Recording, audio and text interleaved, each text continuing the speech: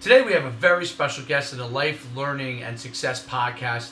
It's Coach Bob Chmiel, known as the biggest and best recruiting speaker in the country, helping athletes to get recruited for colleges. He started out his career as a high school coach at Fenwick High School, then went on to coach with Bo Schembechler of the Michigan Wolverines. After he did that for many years, he went on to coach with the famous Lou Holtz at the University of Notre Dame. A very, very decorated coach in the college level.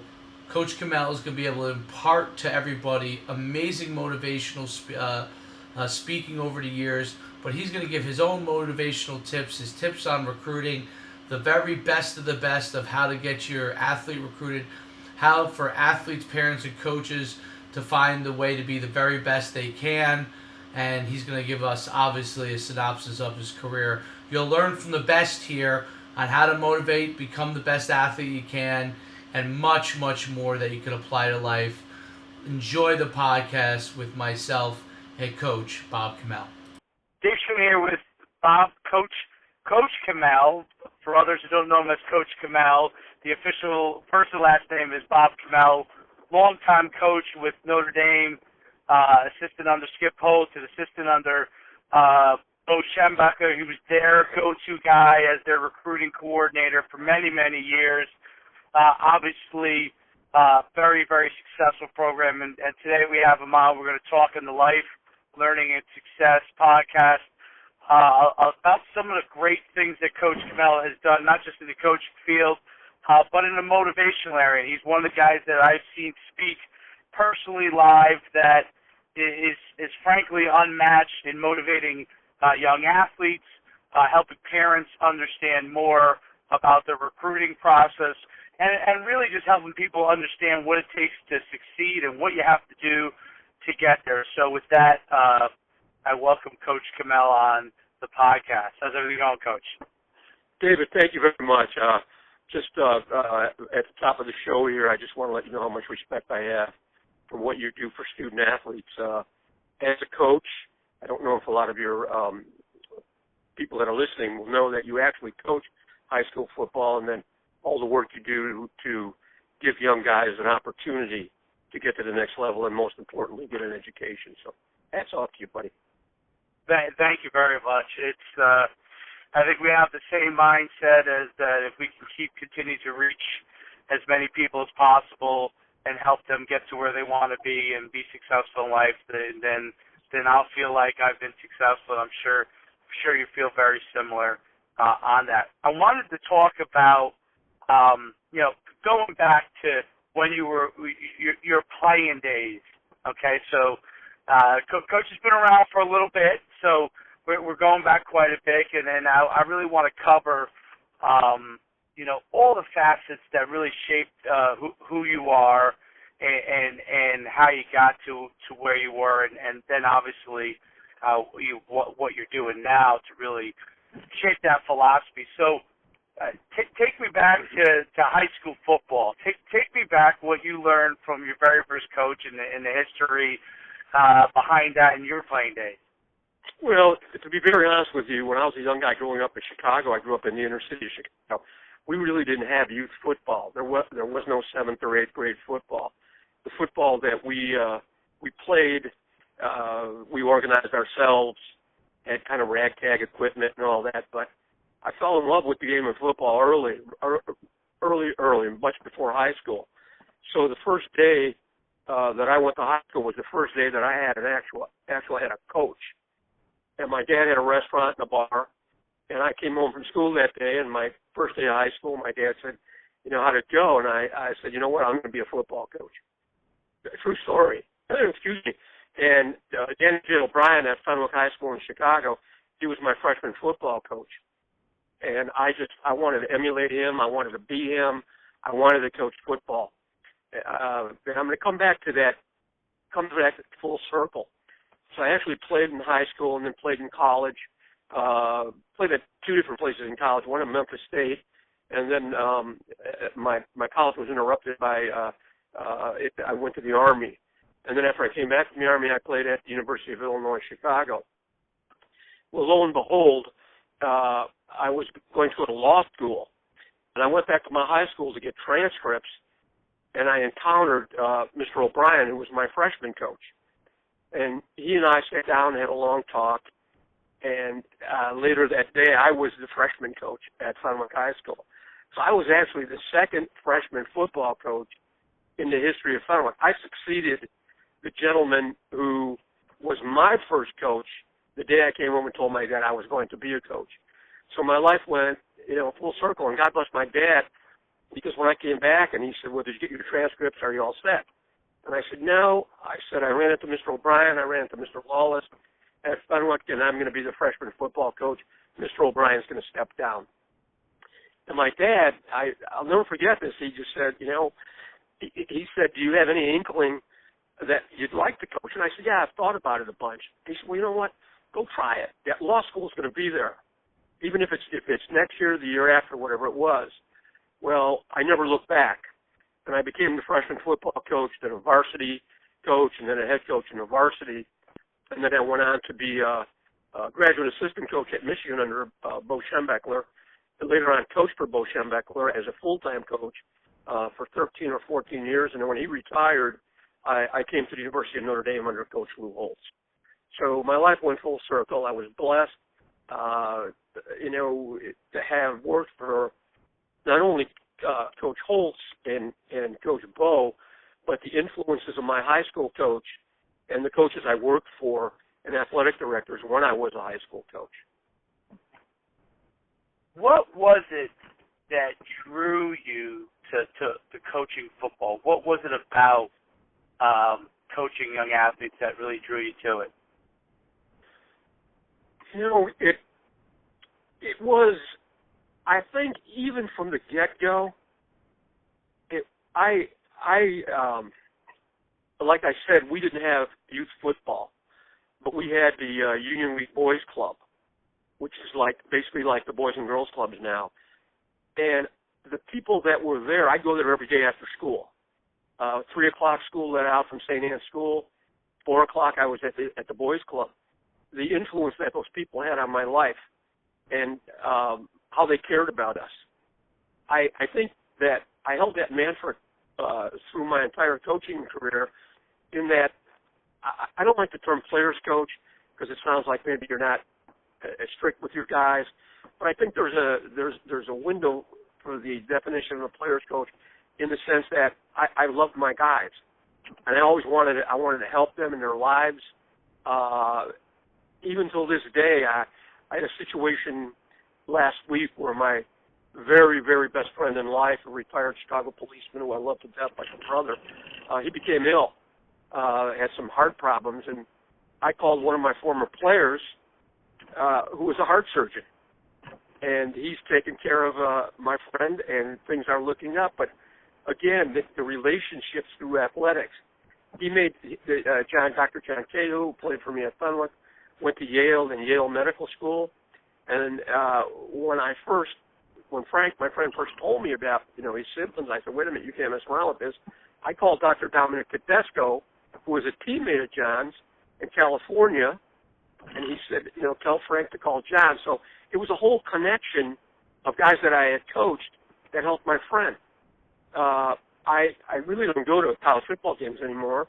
I do watch them on television, but this past week I went and I tailgated over at Notre Dame, where the former players tailgate, and it was, again, one of the most rewarding experiences of my life. I recruited Autry Denson to Notre Dame. He's the running back coach there now. I recruited Mike Elston to Michigan, and Mike's the defensive line coach at Notre Dame now. So, to see guys grow up, I told Autry, I said, you're the leading rusher in the history of the University of Notre Dame, which he is. I said, but those rushing yards fail in comparison to the man, the husband, the father, and the coach that you've become. And that's the most gratifying part about coaching, being a part of young guys' lives. Absolutely. It was interesting. I actually interviewed my father, who's a legendary track coach in New Jersey, in the New Jersey Hall of Fame. He's coached 50 years. And you said this very similar thing that he said before. As soon as we started the interview, I asked a similar question, a little different, but similar question to him. And he said, caring for your athletes before, obviously you have to be able to teach them the techniques they need to know, and you have to understand the game that they're playing, and all those things. But none of that matters until they know that you care. And, you echo the same exact thing. I think that gets lost in coaching in any sport that so many coaches think that they are so devout of being experts in their field, they forget about the fundamental human element that goes into developing athletes, is understanding, what makes every individual tick, and then you can begin to motivate them and teach them the technique that's needed in order to be a great player. But I love that it's interesting, because I feel like great coaches understand that's the first thing that comes out of their mouth without you ever having to explain anything to them. So I found that really, really interesting. A question I have for the coaches that will be listening to this podcast: making the transition from high school coaching to college and that process. How did you go about doing it, and what would you advise to a high school coach that says, hey, I'd like to take the next step? How do they go about doing that? Well, usually the way it happens, the avenue is to become a graduate assistant coach. Now, some of the bigger programs have what they call analysts, and this is creating more opportunities for high school coaches to get into college ranks if they so want to do so. The advice I would give is this: check your ego at the door. Just check your ego at the door and work as hard as you possibly can.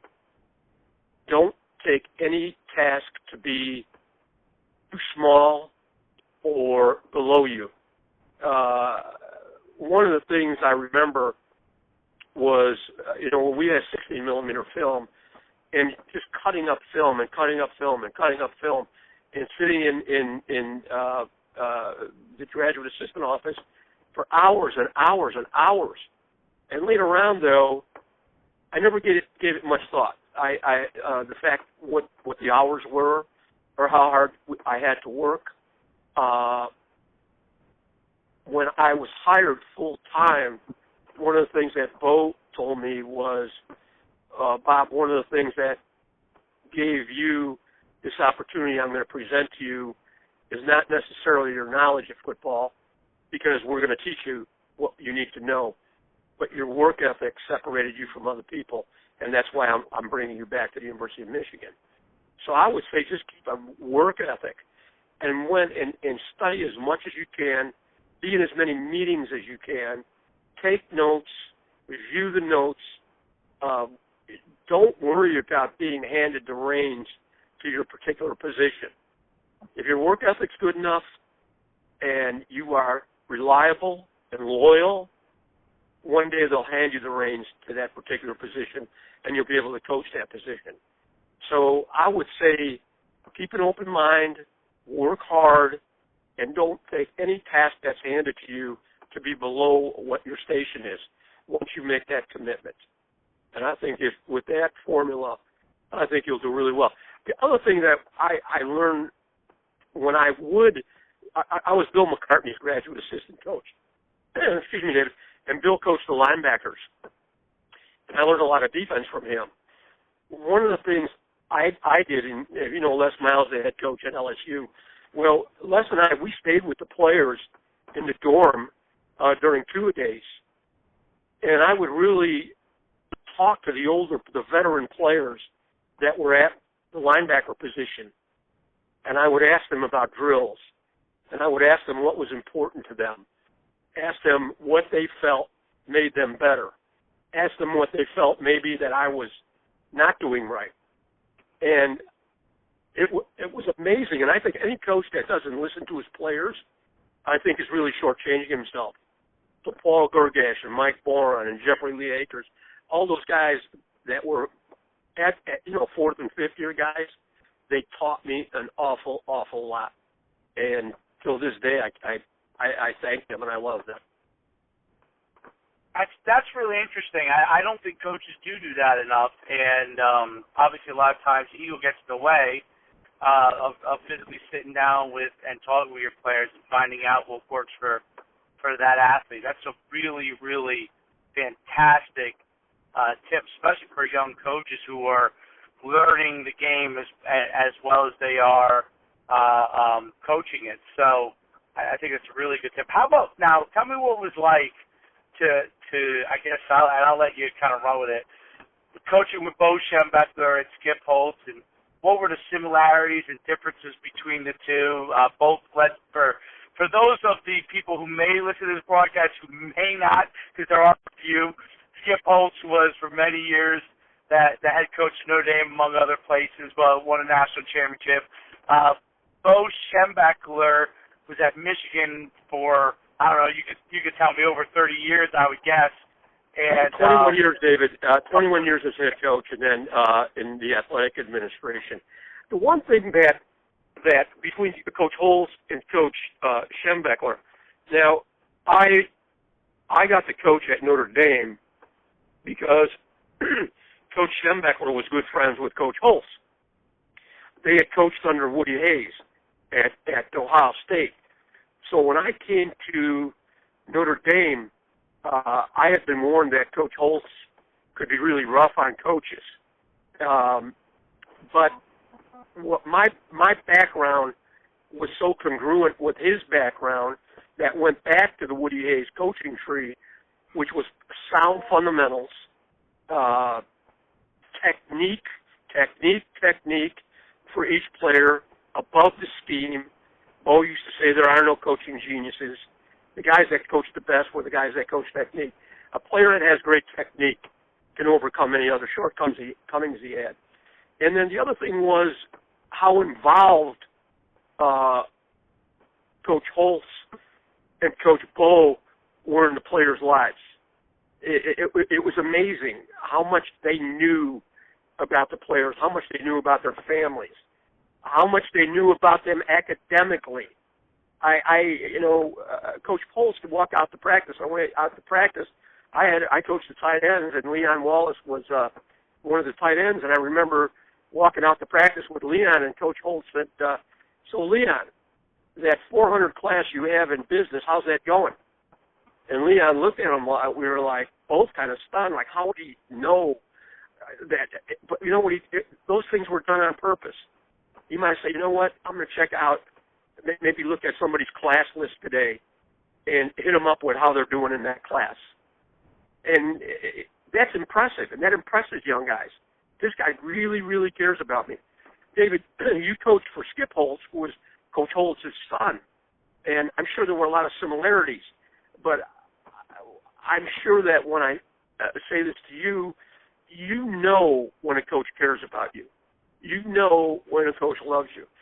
I had one coach that I coached with at the college level, and I thought he was the greatest guy in the world.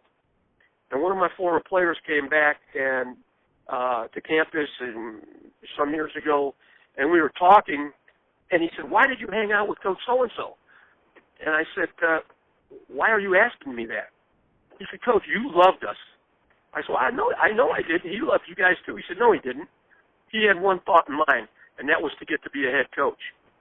And he said, what I equated it to was, I was one of the rocks in a stream that he could step on and get to the other side of the stream where he could be a head coach. He said he didn't care about us. All he ever wanted to be was a head coach. You can fool other coaches. You can fool the fans, to be honest with you, but you can't fool the players. You cannot fool the players. And anytime a coach is a phony, anytime he's self-promoting, the players know better than anybody. And they also know when you love them, which to me was like, even now when guys will call, "Coach, I'm getting married. I want you and your wife to come to the wedding. I'm Catholic. When my daughter Mary Pat was going to be confirmed, you have to have a confirmation sponsor." She asked that to Pete Kriplovich, who was one of the tight ends I coached. if he'd be responsible for her confirmation, which he was. Later in life, when she got married, we had the family table, who was going to sit at the family table, and she said she was getting married, and she said, Dad, I want Pete and his wife to sit at the at our family table. And that is like stuff that comes back to you as you go through life. That is, it's phenomenal. I don't know any other profession short of the medical profession where you can have that kind of an influence on a person's life. It's incredible the closeness that comes from football and the uniqueness between the player relationship and the coach relationship. What from a coaching standpoint, what are some of the things that you think a player needs to do in order, maybe it's habits, but to maximize his own best skill set and performance? Well, that's a very interesting question. And I really think, first of all, I mean, this, and I'm really serious. The young guy, go and tell your coach, take me and make me the best player that I can be. Make me the best player that I can be. I want to be a great player. I can't do it alone. I want you to take me and make me the best player that I can be. And along with that, that goes along with that, and take me and make me the best player I can be and the best contributor to my high school football team. So when he said, you were a really great wide receiver, we need help at the corner position, you can do one or two things. You can pout and say it's not as glamorous as being a wide receiver. You can pout and say, well, is this going to change my future in college? It's not. Accept that responsibility of getting a position change, and this goes to the moms and dads too. I read some stuff in the paper the other day. There's so much social media, and it was, I believe, a Facebook page where a quarterback didn't get the starting position, and the things that this dad said about this coach on Facebook that ended up in the newspaper were horrendous. If a parent does not support the high school coach with his son, that high school coach has no chance to make that son the best player that he can possibly be. No chance. Because what you've done immediately as a parent is put doubt in the young man's mind as to the abilities of the coach, and this gives him a license to second-guess the coach. My suggestion to a parent is, if you don't like a decision that your coach has made, call him, ask him to visit with him, ask him, to kind of explain the process. Get with him, get close to your coach.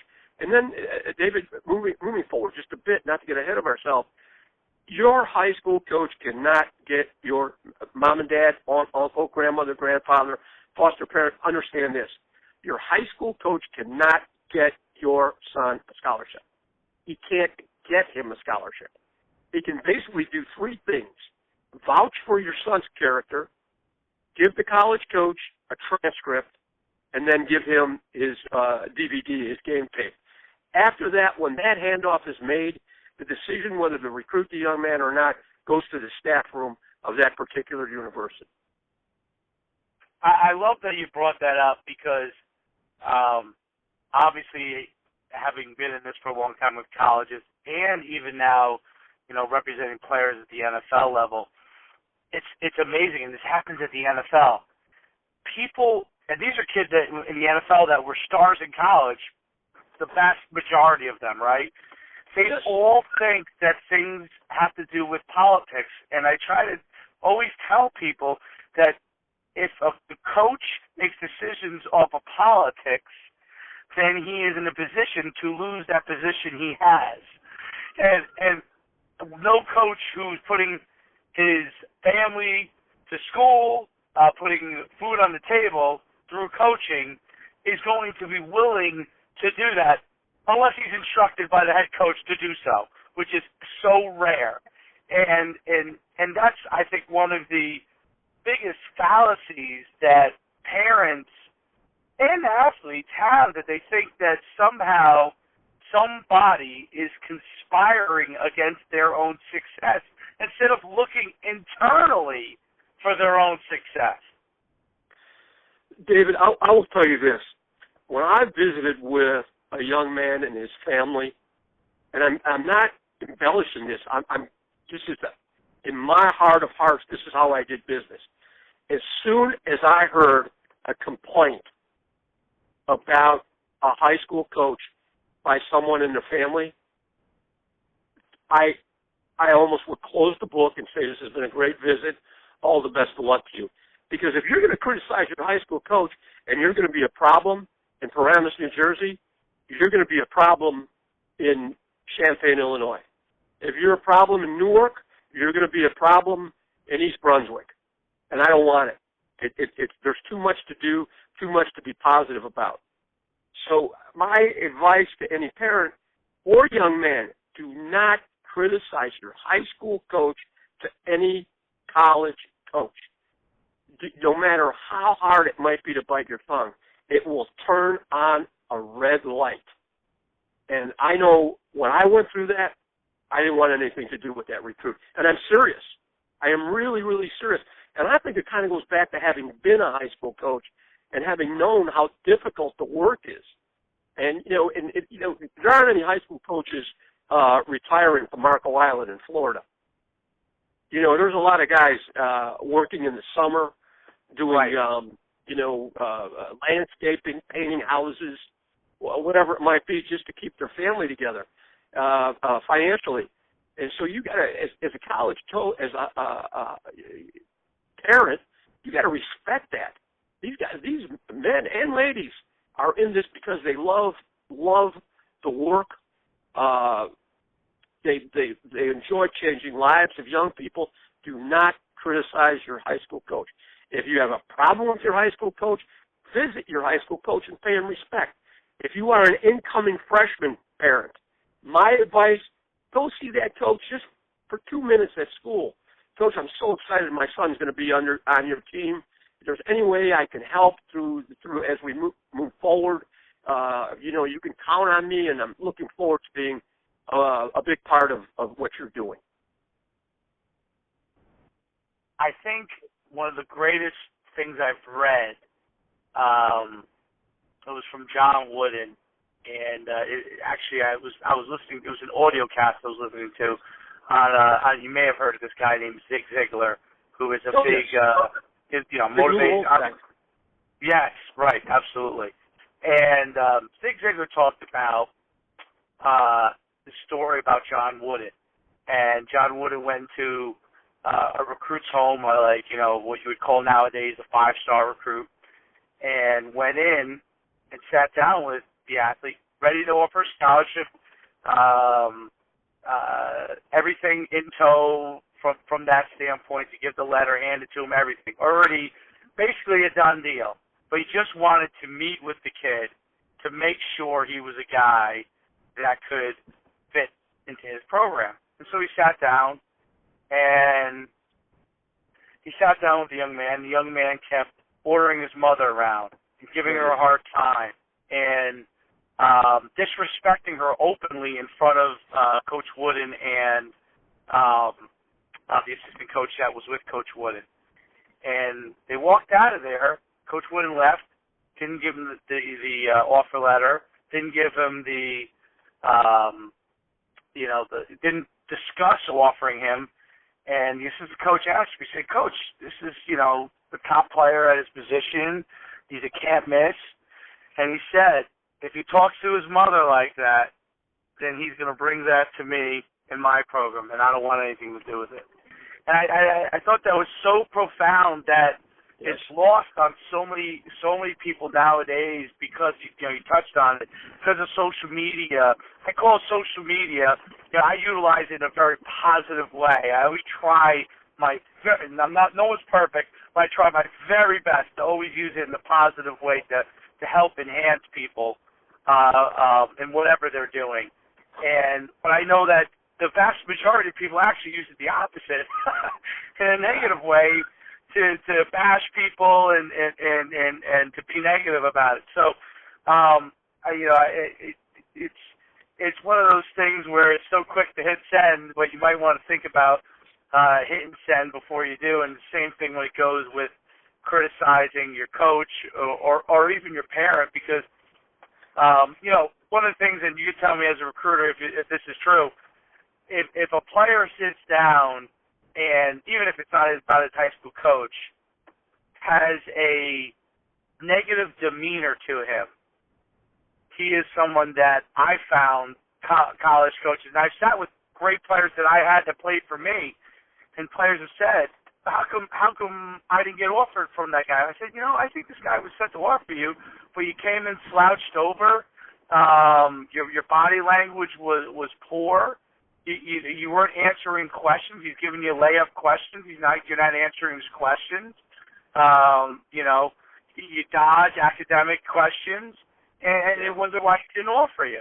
And obviously he already has your transcript. So why you dodge? He wants to know. You have a 2.5 GPA. Your GPA is not fantastic, but you qualify to play for him. He wants to hear from you why you have a 2.5 GPA, and you dodged his question. He just wanted validation as to what's going on. But how do you think that young man should, when college coaches do come in to speak with him, how should they conduct themselves, carry themselves, interact with those coaches? First of all, David, and I'm, again, very serious, practice what you're going to do and how you're going to do it. I start out with a firm grip, look the coach in the eye, tell him that you're excited to meet him or to see him again, and you're very excited about this meeting that you're about to have. Be attentive, sit up, take your cap off, leave your jewelry at home. Bling is great, but in certain situations, be humble, be excited, and ask academic questions beyond football questions. Every coach wants to know that you're engaged academically. They know you can play football. They wouldn't be there. You do have a transcript. So even if you're a 2.5 or a 3.5 or a 4.5, Coach, I checked out your business marketing program, and this marketing is something I'm really interested in. They want to know that you're going to be beyond the football player when they come to their campus, because no coach wants to chase guys around as an assistant coach because they're not going to class. But that's a direct reflection upon the people that evaluated the young man when they brought him to campus. Did you really check this guy out, Coach Chmiel? Do you know he hasn't been to English class in a week? You get over to that building where he has his English class. I want you to come back here and tell me that you know he was there. No, I don't want to go through that. I have no desire to go through that as a coach. I've got too many other things to do. Are you going to help the young man academically? Yeah. You're going to get him tutors? Yes. Are you going to make sure that he's prepared with the tutors? Yeah, absolutely. But ask academic questions, engage the coach. As you said, sit up, firm grip, look him in the eye. You do those things, and remember one thing, there's no second chance at a good first impression. So that first time when you walk in that room, you want to know that, hey, this is a business meeting, and I'm going to act as though it's a business meeting, and I'm going to do everything I possibly can to further myself as a person. And the other thing is this, and this might be way, way off base. Choose your language carefully. You mentioned this, that young man with John Wooden. I had a young man come into my office with his mom, and he was a senior in high school. And he looked like he could have started for the Oakland Raiders the next day. I mean, this guy was something special. I sat down in my office with him and his mother, and he started using profanity. And I'm kind of like looking at this guy and saying, your mom is sitting next to you. What are you doing? So about 10 minutes into the conversation, I opened the top drawer of my desk. I took out a map and a visitor's guide to my school.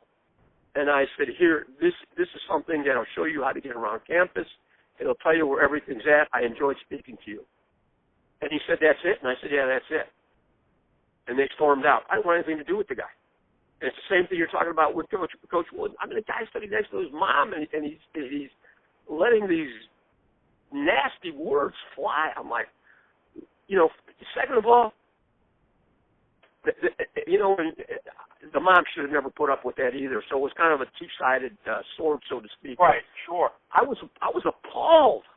I was appalled. When I saw this kid, I'm like, whoa, this guy's going to be a great. And he did. He went on to be a great football player at another school, or a good football player. I can't say he always remained a good citizen, but he wasn't going to come. We weren't going to bring him into our football family. What advice would you give to parents in that kind of a situation? Let's say their child is a great athlete, and maybe they've had a hard time handling him for whatever reason. Other people outside have gassed him up, and he himself doesn't always get some things.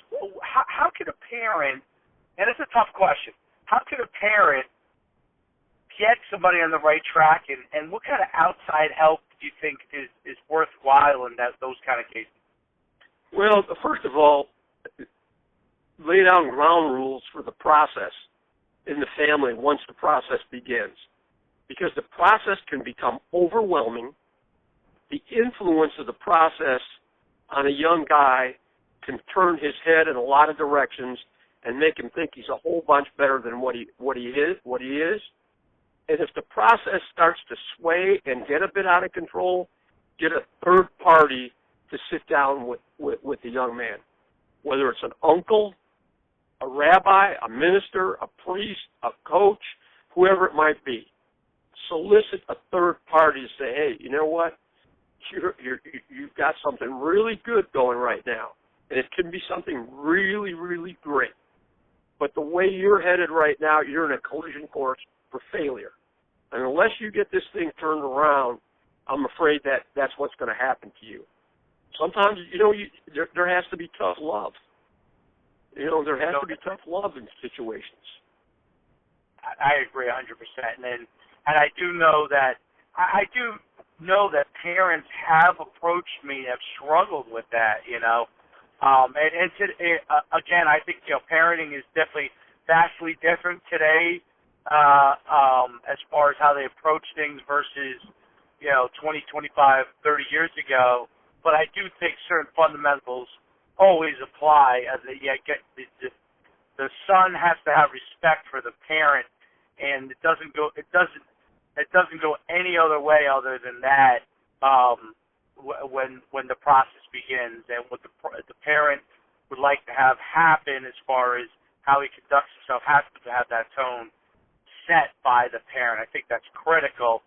And then at the same time, if a parent, you touched on those things, a parent himself gets out of line thinking if he's the one going to college and not the young man, which happens, as you know, quite often. It can happen.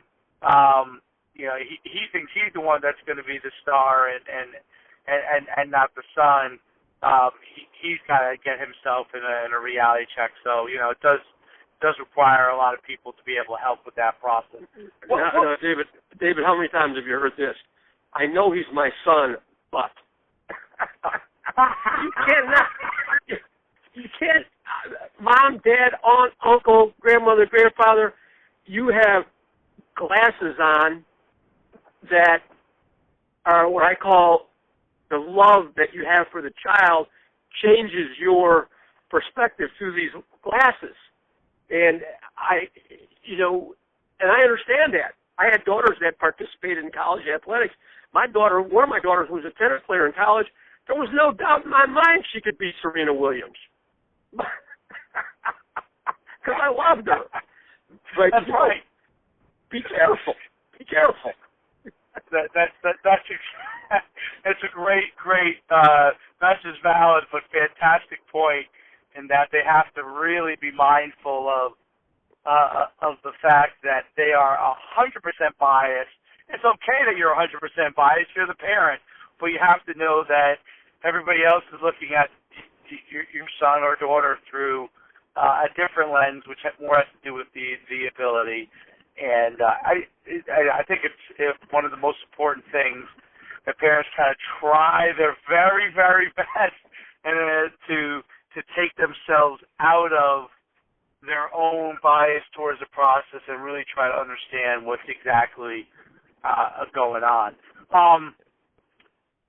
As far as the best way, and it's I've gotten into a lot about recruiting, the best way that someone who doesn't know anything about recruiting can get educated on the process. If you were telling someone from ground one, what should they do? Find out as much as you possibly can, get help, and understand.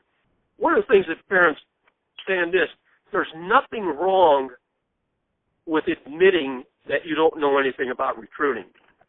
There's something wrong about not going to get help.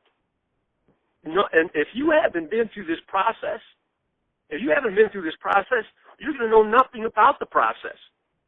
And it's like anything else. You want to, you can buy a house, you can buy a car, you can decide to move to another state. Big decisions in your life. None will be bigger than the decision you're about to embark upon if your son or daughter is about to determine where they're going to go to college. And I say this for this reason. Every football player in the country is going to one day not play football anymore. This is not golf. This is not tennis. It's not something you do when you're 50 or 60 years old. The lifespan of a football player on the field, if they get to the National Football League, is a little bit less than 3 years. The last snap your son takes might be his last snap in high school. Probably, if he wants to play college football, it'll probably be his last snap in college. What happens after that?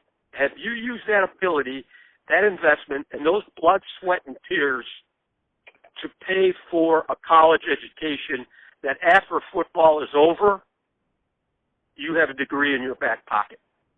That's what it's all about. Because, again, I'm pushing 65 years old, David. I love to golf. My buddies will call me and say, hey, you want to go play golf today, Bobby? Yeah. Nobody's ever called me that's my age and asked me if I want to go out in the backyard, put on the equipment, and go one-on-one. We don't do that. We don't do that anymore. I mean, when guys start talking about, I'm 27 years old. I'm about done with football. I'm 22 years old. I'm 23 years old. You see guys right now that have made it to the National Football League with all the aches and pains are stepping aside from the game at 26, 27 years old.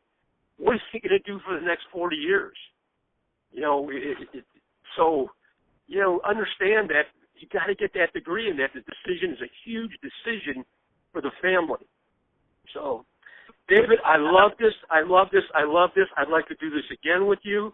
As far as the phone, if somebody has any further questions, I'd love to answer them. And again, your friendship and loyalty to me the past 12 or 13 years has meant an awful lot to me. And not just, and I don't want to say minimize it, but not just you, but with the guys that I've worked with at your combines and games.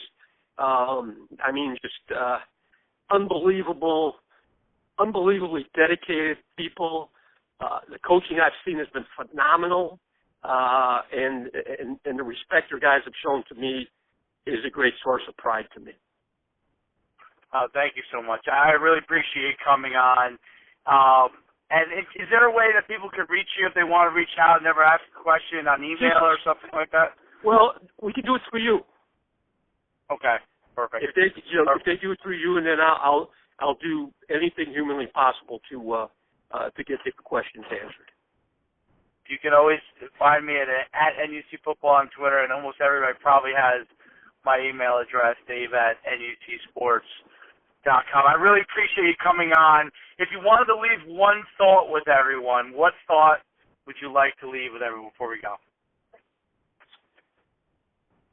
There's a couple of things that, one of the things is to manage the process. By manage the process, I mean don't let it get out of hand so that it disrupts your family life. Stay on top of the process. Do something positive every single day. Seek help. Schuman Underclass Combine, NCSA, whatever it might be. Get help. And don't be ashamed to get help. Again, when I talk to guys that go out to talk about the recruiting process, I tell them this is not disrespectful toward the parents, but to assume that anybody you talk to knows little or nothing about the process. Because if you take that attitude, you'll be a big help to that family. Keep up the great work, David. I can't wait to see you down that recruiting road again. Thanks so much, Coach. I appreciate your time. Bye-bye. Have a great day. On the Life Learning and Success podcast, thank you for being with us. I'm David Schuman. Please make sure you go to iTunes and rate us. Give us that nice 5-star rating if you really enjoyed the podcast, and give us your comments. Every little bit helps. I appreciate you on that road and that ride to success. We look forward to seeing you next time.